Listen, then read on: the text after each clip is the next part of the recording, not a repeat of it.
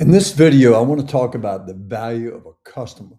Hey, but before I do that, do me a favor, hit the like button, subscribe to my channel, follow me wherever you might be watching this, and leave a comment. I'd like to know what you think about what I'm saying and see if it has any merit. Your feedback is really, really important to me. Now, let's talk about the value of a customer.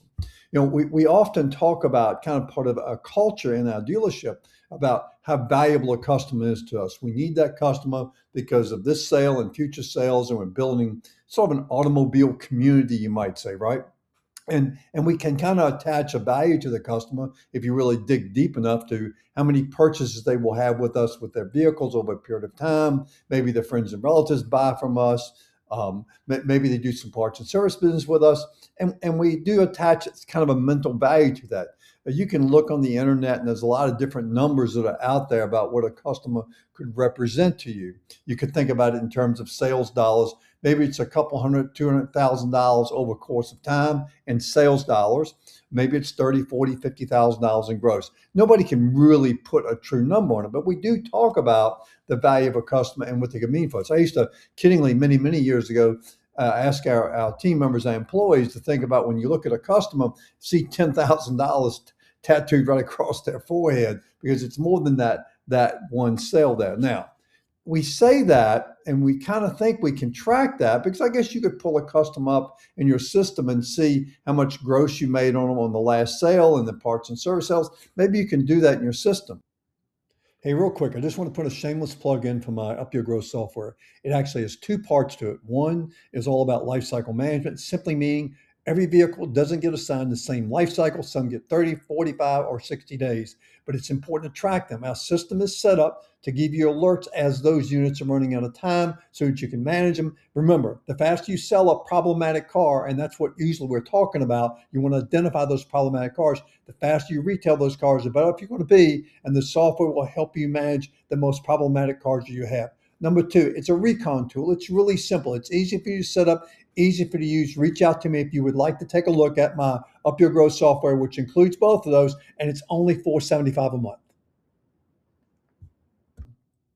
But the part that I don't believe that most of you are doing is the concept of the idea of tracking that customer's trade and the value it brings to the table.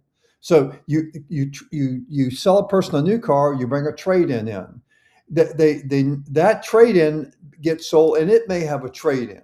So the whole thing kind of multiplies itself. Yeah, kind of like compound interest, maybe. I don't know if that's a way of thinking about it, but it kind of multiplies itself. Back many years ago, before almost all of you were born, dealers utilized something called a washout sheet. And the theory on that was you didn't know how much money you really made on the sale of a car until it, quote, washed out. Meaning, if I sold a new car and it had a trade, we didn't assign an ACV per se to that trade in back then. We didn't know what we made till we disposed of that trade. So back in those days, there was a sense of urgency to get rid of that trade, maybe even the wholesale market, so we know how much total money we made on that car. And as time went on, that trade may have had a trade attached to it. So if it did, we still didn't know how much money we made till that whole thing washed its way out. I think that kind of should make sense to you. So I guess the question is, why don't we track that today? With all the information, all the technology, why can't we really see the value of a single deal, a single transaction, what it actually brings to the table? It doesn't make any sense not to know that piece of information. And as a matter of fact, it would seem that if you did that, it would put that much greater emphasis and what's the right word? That much greater emphasis on the sense of that we must get those trades because of what they bring to the table. You say that now, yeah, we trade the car, we put too much money in it, but we may trade that and do some parts and service work on it as a F&I. But I don't think in the big picture, I know in the big picture, we don't have the numbers to back that up. And it would be really wise for you to start to track that and think in terms of the old washout sheet. Hey, let the washing begin. I'm Tommy Gibbs. Thanks for taking time to watch this video. Hey, watch this video right here. I tell you, this video here will help you just as much as this did. I hope this has helped you. Thanks. Have a great day. See you later. Bye.